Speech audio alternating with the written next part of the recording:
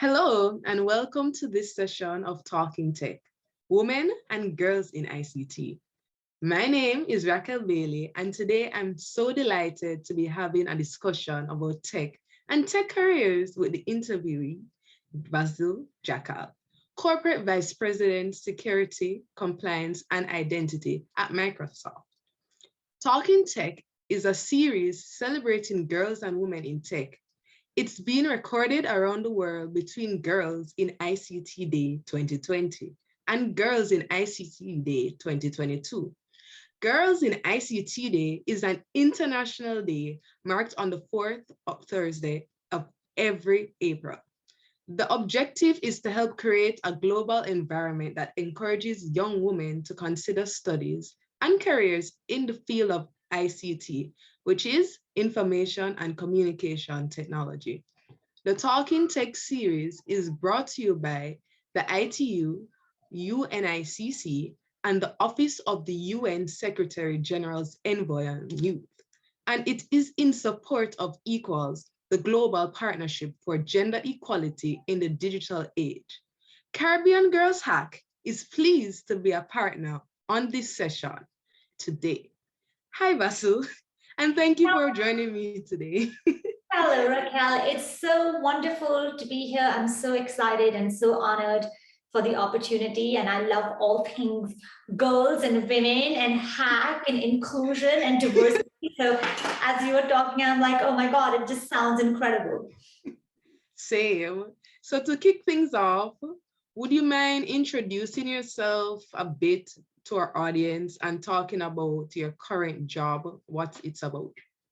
Sure, absolutely. So as Racquel said, I'm Vasu Jakkal. I am a corporate vice president at Microsoft, and I'm responsible for Microsoft security business, which includes 4 pillars: security, compliance, identity, and management, because we believe that these 4 pillars go hand in hand to make sure that we have a secure world, that we have we secure people across their whole lives, whether it's consumers or whether it is business organizations. And today, just given where cybersecurity is at, and that's why I love that is the Caribbean Girls Hack. Given where we are at, it is the ultimate responsibility and duty of our defenders to do what we can to build a safer world. And a safer world cannot be built without diversity and inclusion in its heart. Safer cybersecurity cannot be built without diversity and inclusion as heart. So as part of my role, I have the ultimate privilege to also talk about things which are important to me personally, and to, along with you all, lead the way here. But that's who I am, that's what I do. And I'm an engineer turned strategist turned marketer turned business person, and we'll talk a bit more about that today. Yes, we will. So who has been influential in your life growing up? Well, I think there have been so many people, really giants, who've been in my life, who've influenced me in so many ways. And I wouldn't be here, Racquel, without the bets that they took on me. But if I really go back, and the people who've influenced me from day zero, the day I was born, is of course my mother and my grandparents, my family, and they really have instilled in me a belief that we can be whoever we want to, that kindness and compassion go hand in hand with strength, and that there's infinite possibilities for all of us out there. So I credit my family for being the greatest influencers in my life, because I had very little growing up, but I had big hearts and a lot of love around me, and just a lot of belief and support, and that has shaped me to be who I am today. That's good. That's good. You spoke about family. So is it because of family or due to their influence that got you into technology? And if not, how did you get into technology?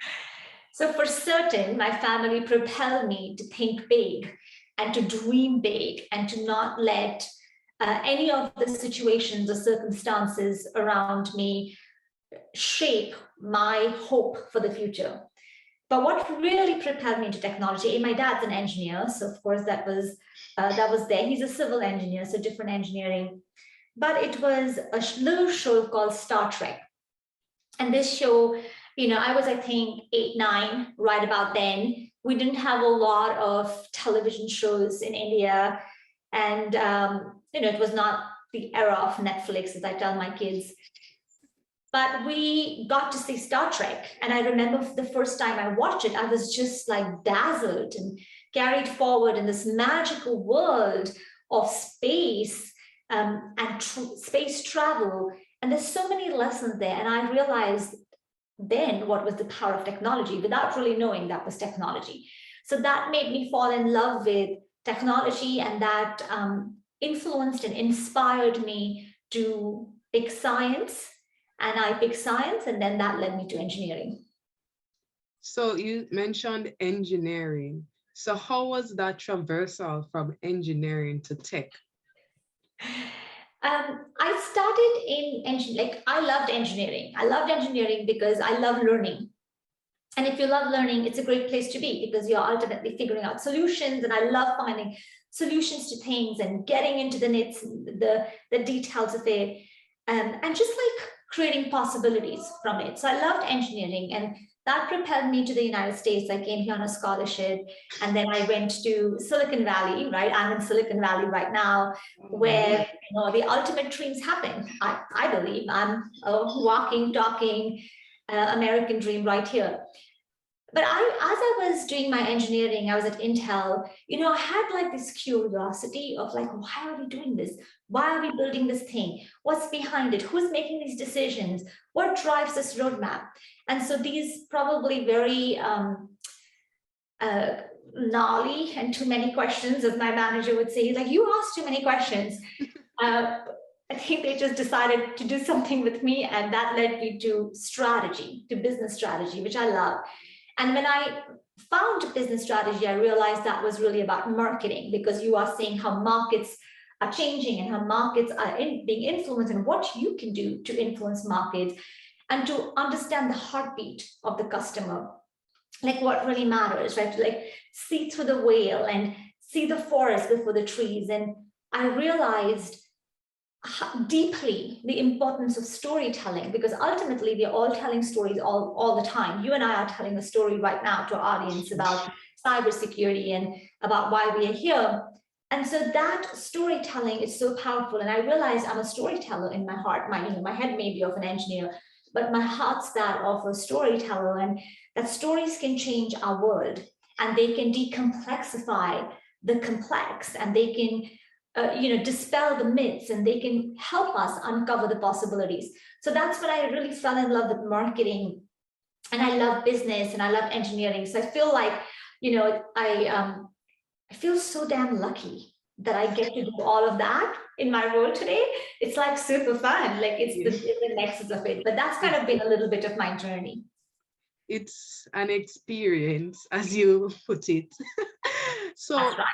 How difficult was it to really transition from engineering to marketing, and from marketing to where you are right now?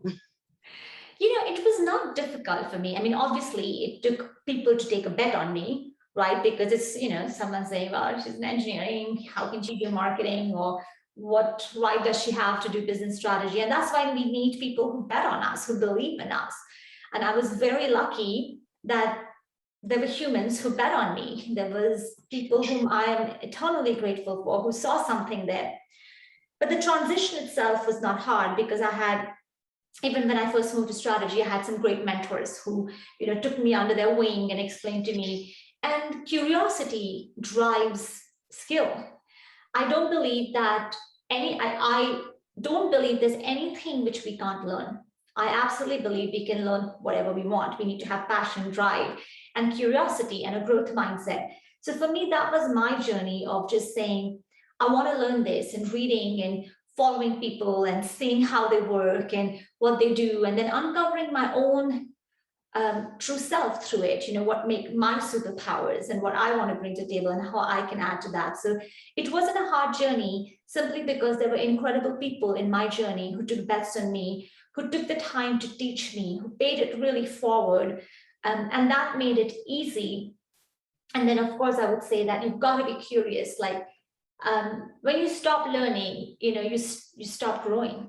So where there is adversity, there's opportunities, as I like to say. So when you're changing careers, you're changing jobs, sometimes it can be like, oh, whoa, there's so many challenges, but that also creates a ton of opportunities.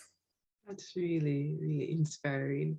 I know everyone is curious about your job, what it really entails. Like, can you just give a bit in-depth overview, in-depth overview of your job right now? Yeah, sure. So at Microsoft, we do cybersecurity. So what my job, as I talked about, was to oversee the business and the go-to-market. And they are big words. So what does that mean? So we build solutions, whether it is solutions which look at threats outside, right? You have a hack going on, you have a threat group which is active, could be a nation state actor and threat, like we saw last year with the SolarWinds attack, if for those who remember, and then the Bellion Act. So, constantly like monitoring what's happening there, ransomware attacks, nation state attacks, all of this.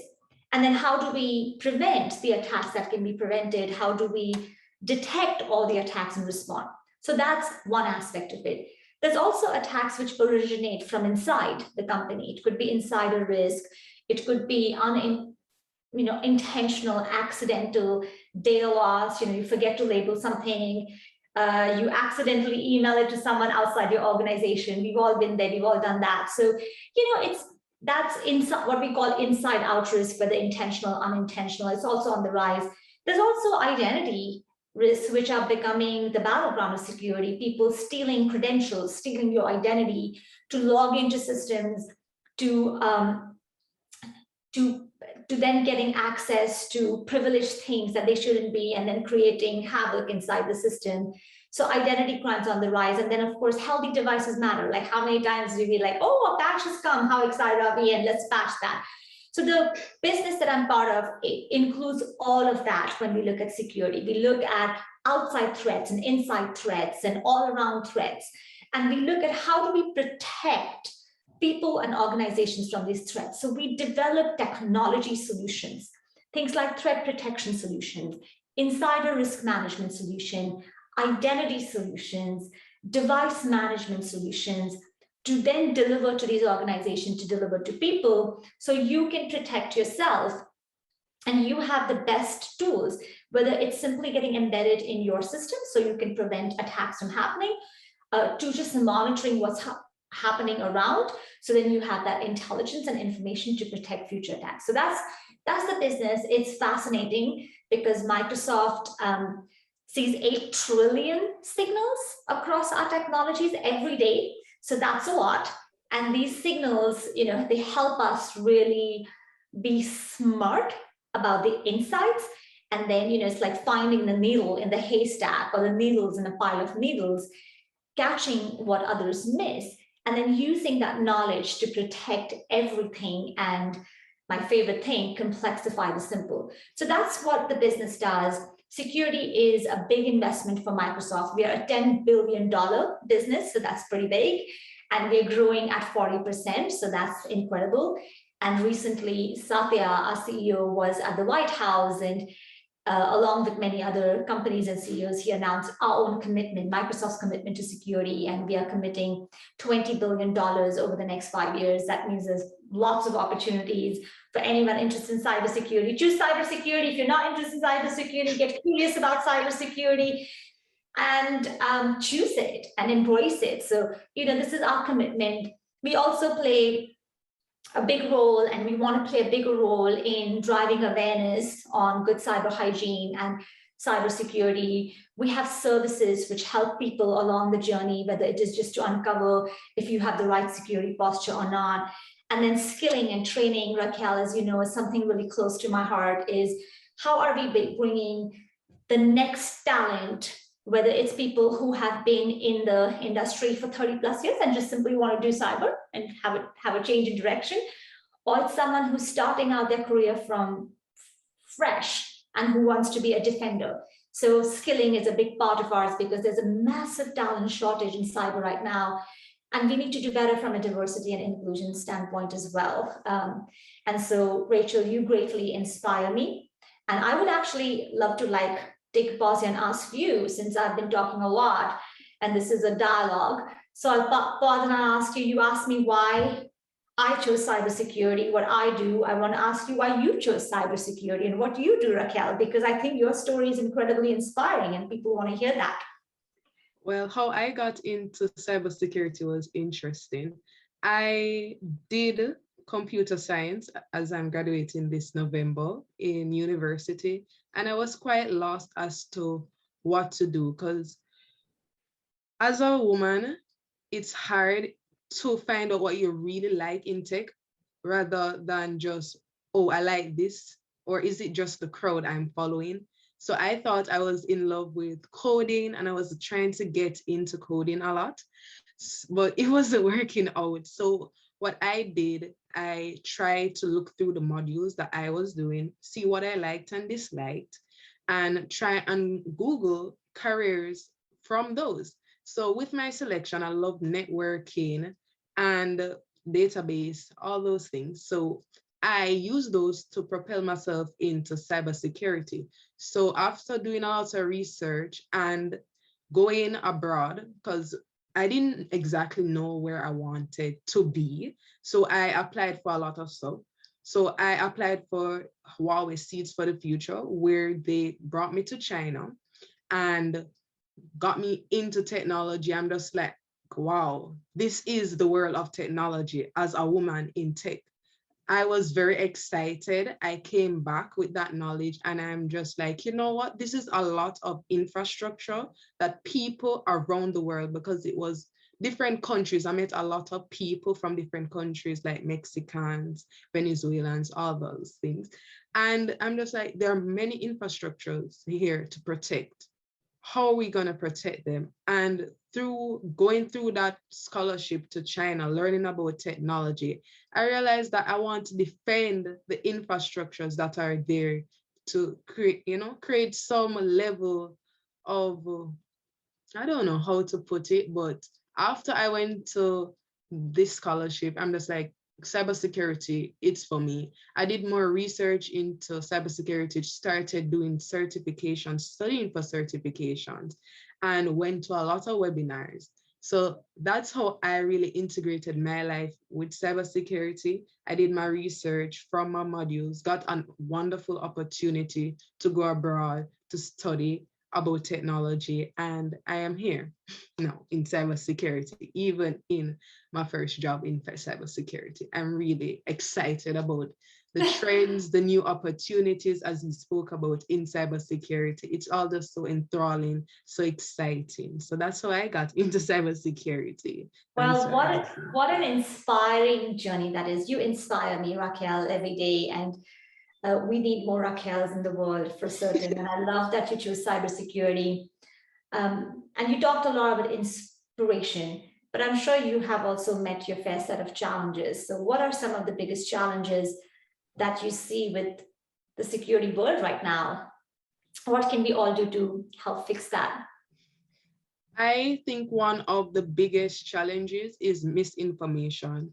A lot of persons feel that when we talk about technology, we're talking about, oh, you need to be a developer, you need to be a coder, not realizing that technology is far more diverse than just being a coder, sitting around a screen doing all that tech stuff.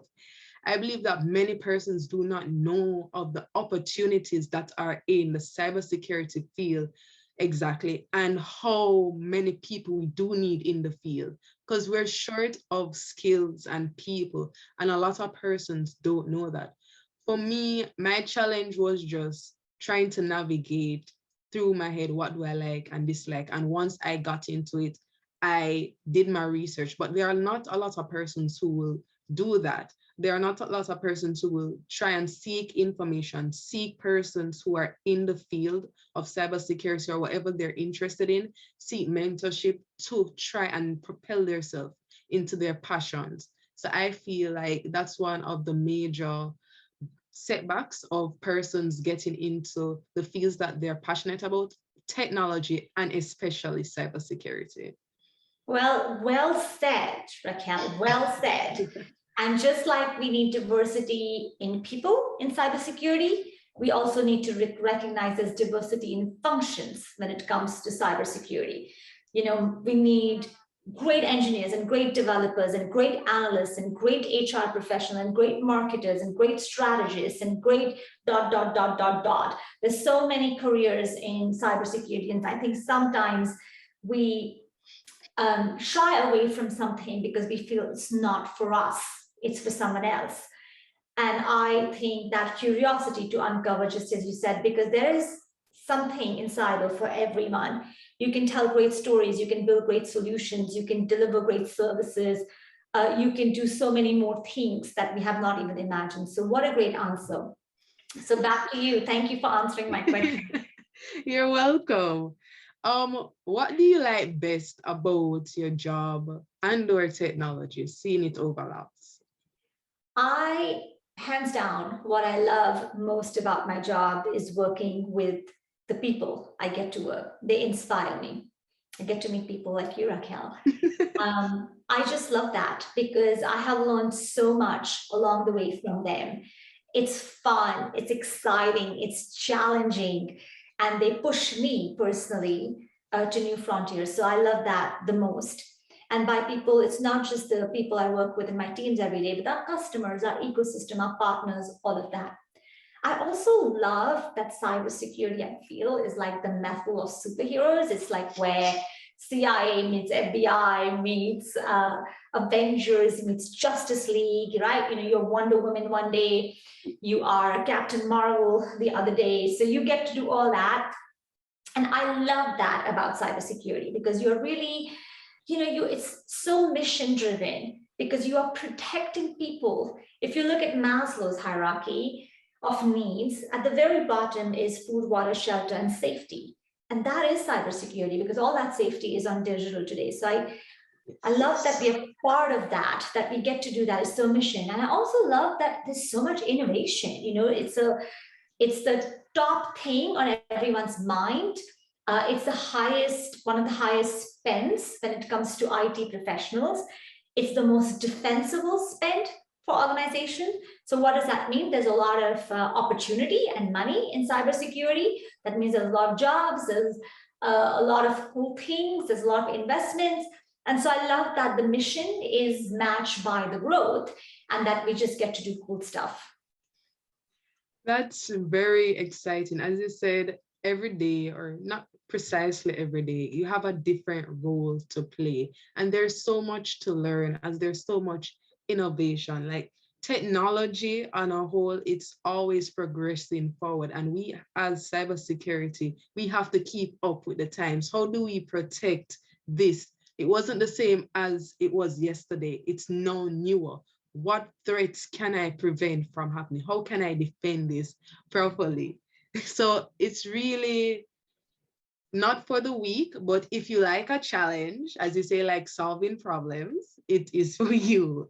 So totally. Yes.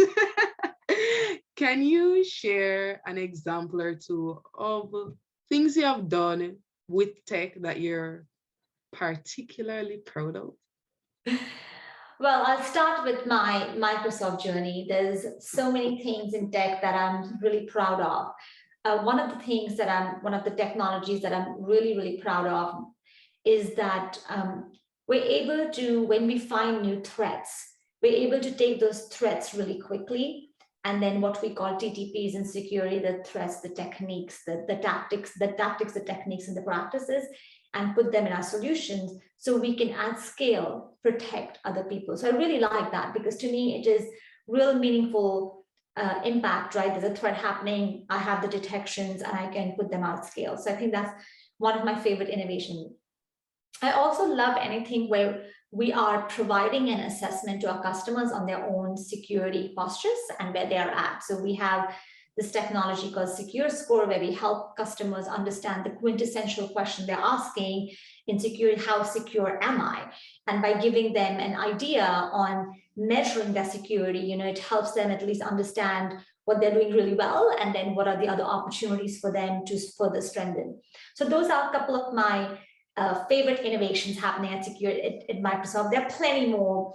I love our threat protection technologies. I love our identity solutions. So there's plenty more, but these two are like, I just feel there's so much meaning in there. Another one, which we just announced 2-3 weeks back, it's related to identity, is passwordless. So we just announced passwordless for Microsoft accounts. I don't know if you got that. That's a big one, right? Because when was the last time, Racquel, you said, oh my God, I love my password. Like I love putting passwords, like putting them on. We have a very complex relationship with our passwords. And so we decided to do something about it. And we roll this for our commercial organizations and now consumer. And that's one of my really, really favorite innovations, because it tells us where great customer experience meets great security, because most of the time you're like, security is going to get in the way of customer experience. So I really love that. I think that's a really cool innovation. And then I will take you back right to my graduate days, because you never forget your first invention, right? And I still remember in the lab, and I was so proud of it. We had I had a partner, Eric, he was amazing, and wherever he is.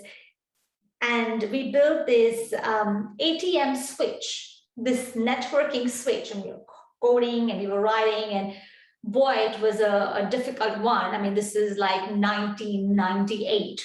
And when we did that, and when it worked, it was just like, oh my God, we've invented the next big thing in the world for the tiny thing. But I always remember that, because, it's when it's your first project, it's seeing something come to life, and it's doing everything from scratch, your students. So I thought I'll list, there are many more in between, but I thought I'll list those, my most recent and my very first.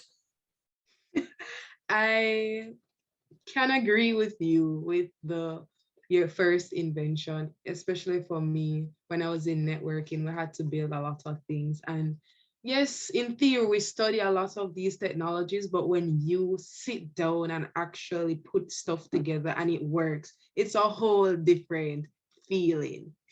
So what's a lesson that you've learned along the way that you'd like to share? I think the lesson that I would love to share with everyone is we all have to have grit and resilience in our journeys. It's very rare that things go the way we had imagined them to go. Not because, we might have great intentions and put it out there, but there's also other things happening in the world. But the one thing I've realized, and the pandemic was a great example, that to get through things like that in adversity, you've got to have great grit and great resilience, because change is inevitable. And to deal with change, you need to be persistent, you need to show up, you need to keep going. I also have learned the lesson of optimism and positivity. And this goes back to my roots, my family as well. They used to always tell, like, you can look at anything and you can be really unhappy about it, or you can be happy about it. The thing is not changing. What is changing is you and how you look at it. And it's just a lesson I hold close to my heart, because you can look at any given thing at things and say, gosh, I'm miserable about it. Or you can look at it and say, I'm going to be happy and joyful and be positive and think positive and assume positive intent. So positivity and optimism, and just the large impact it has on who we are and our future and our growth is a great lesson for me along the way. The third thing I will share with you is what I have learned is, gratitude, that it really matters. Like sometimes we are so caught up in moving ahead and running, and that we forget to pause and reflect on how lucky we are to be where we are at, and how lucky we are to have the opportunities we have. And let's never forget that. And so it kind of goes back to my resilience and my positivity theme. But I learned that, gratitude really matters on our journeys, and just reflecting and pausing that each of us, no matter where we are, no matter who we are, no matter what we're doing, we are making a difference. And that difference really matters. Like you matter. The work you do matters. Whether you're a student studying something, you've chosen something, it matters. So that, and just being grateful for that, I think, is a lesson I learned along the way. The fourth thing I would leave you with, the lesson, is growth mindset, this curiosity. Be curious, learn. things are changing so fast that what you learned 5 years back may be kind of outdated right now. But what will never get outdated is your beautiful mind. Your beautiful mind, which is always learning and absorbing and understanding. So having that growth mindset, for me personally, has helped me open new doors and new possibilities for myself. And then lastly, what I've learned is you can row all by yourself in a boat if you want to go fast. But if you want to go far, you better make sure there are other people in that boat and you're rowing with them together. So the together really matters. Let's not forget we are all connected to each other. Let's not forget that we are all very unified under all this, right? And that it's so much better to do things with a team, a tribe, a community, a group, a village. So the last lesson I've learned is we all want to go far, and for that, we need to go together. That's true. And as you said, no man is really an island. No man stands alone. We all need someone to help us to reach where we want to reach. When you go alone, it takes way longer. And it's very lonely. It's very lonely. You talked about your journey, and with every journey, there are challenges. So do you want to talk to us about any challenges that you've had along the way? And if so, how did you overcome those challenges? Oh, I don't know, I'm still overcoming them. I've had lots of challenges along the way, and I view challenges as opportunities for growth and for learning. I think when you don't have challenges, you're not growing. So it's good to have challenges because they push you. And the day I don't have challenges, I say, what are the next challenges I want to face so that I'm constantly growing? Some of the challenges that, I speak from someone who probably looks very different and is different in most rooms. So when I started in technology, there just weren't that many women, and I'm dating myself, but there just weren't many women. There definitely were not a lot of women of color. And I was an immigrant, a woman of color, a woman, a technologist. And so kind of like all these combinations, which were very unique, I guess, and different. And so many times the challenge I used to face was when people are not used to someone like me being a success, it is hard to take a bet and it's hard to have your voice heard. And so just having my voice heard was a challenge. It took me, like, I had to really train myself on speaking for myself and standing for myself and having the right sponsors who gave me that confidence and that belief and that push and the opportunities. But the challenges were, it was a very different world. We still have a very long way to go. Taking bets on me and having my voice heard, those were challenges that I've gone through. And it's taught me a lot. It's taught me how to get your voice heard, how to stand up, how to be eloquent and articulate and understand the other side of the house. Some of the other challenges, and they have formed important lessons for me. I didn't talk about a very important lesson around empathy when you asked me earlier, is the importance of empathy, because we all have our own mindsets. So challenges have been just like when people have not had empathy on your situation, your circumstance. And it's the same for me, which has resulted in me just feeling like I did not belong in a room so many times when the opportunities were just not given. So I've had challenges around that. And then lastly, I think this is a challenge, imposter syndrome. I struggle with imposter syndrome every single day. Why me? Why do I deserve this? And I think we all do. So that's a challenge and a growth area for me too, is to constantly work on that and to say, how do we just have this intense belief in ourselves? Because I do think imposter syndrome is something in particular which girls and women face. It's just part of who we are, and also men face, right, all around. So imposter syndrome is something which is a challenge, which is an ongoing challenge that I face, that I have to work with. That is so true, especially being a woman in STEM. You often wonder, do I belong? Do I deserve this? Do I deserve to be here? Are my efforts enough? Am I matching the expectations that people are putting on me? And it's a lesson for ourselves to, be kinder to ourselves, that we're here for a reason. So moving on to the next question. What aspirations do you have for the future of cybersecurity? So many aspirations. My hope is that we truly all together build a safe world. Because I am afraid that if we don't do that, and if we don't do our part, the very technology that we depend on for our lives, that we depend on to have this conversation, will lose trust in that technology. We'll start questioning. You talked about misinformation earlier. We'll start questioning everything. And without trust, trust is that funny thing without which humans cannot really operate. When you stop trusting something, you cannot use that. And today we use technology to live. So my hope is that we build a safe world so that we have our trust intact in the technology that we need, so that we can empower every person on this planet to achieve more, which is Microsoft's mission. For cybersecurity, my big aspiration, Rachel, is we change the dialogue.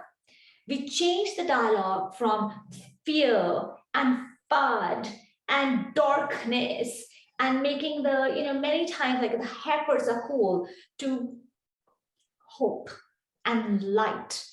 And the defenders are cool, and the heroes who protect all of us, the diversity that we bring, a better world. So my hope for cybersecurity is that it is modern and elegant and amazing and cool, and it's for everyone, truly for everyone. And so that is my deepest desire and my hope, to build cybersecurity for all, and that we all have all participating in it. And it's going to take a village, but I also think it can be done, because it is already all those things. We just have to uncover it, and we have to celebrate and honor it, and we have to tell great stories about it. That is so true and so inspiring to the people in tech, especially girls in tech. And since this series is about girls and women in technology, do you have any career or tech advice for girls and younger women in tech? My biggest piece of advice to all of you is be brave, be bold, be fearless.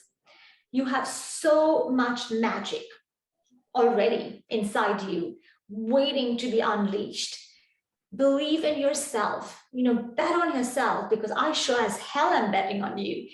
And so let that just flow. You have a community, you have a place, you belong, underscore. So I leave you with what my mom told me so many decades back. She told me, you can be whoever you want to be. You have to decide on it, and you have to believe in it. So that is my advice to you, is believe in who you want to be, go get it fearlessly, and inspire the world. Yes, I definitely underscore what you're saying. Girls, if you are there and you have a passion for something that you're interested in, bet on yourself. Go, push forward, because you don't know how capable you might be. You might even be underestimating yourself and your capabilities. Well, if there are no other questions, do you have any questions? I do. It was such a treat, Racquel, to talk to you. As you know, I told you a story when I was in Vegas at the Women in Cybersecurity event. You inspire me. You all inspire me. Thank you for choosing cybersecurity. And I'll always leave you with what I leave is, let's all stay inspired, and let's inspire. Thank you so much. Well, that wraps up our session today for Talking Tech, Women and Girls in ICT. Thank you so much, Vasu. I really enjoyed our chat today. Oh, thank you. Thank you.